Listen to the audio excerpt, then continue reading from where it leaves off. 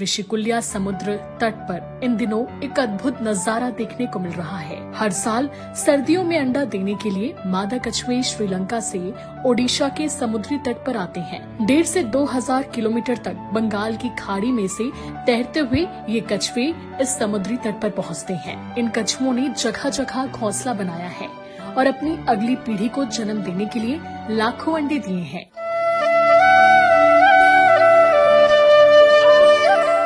ओडिशा के गंजाम जिले के ऋषिकुल्या समुद्र तट पर इन दिनों एक अद्भुत नजारा देखने को मिल रहा है। लाखों की संख्या में यहाँ एक साथ कछुए नजर आ रहे हैं। कछुओं की इन प्रजाति का नाम ऑलिव रिडले है।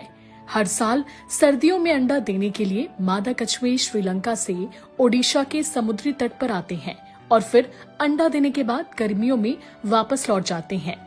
1.5 से 2,000 किलोमीटर तक बंगाल की खाड़ी में से तैरते हुए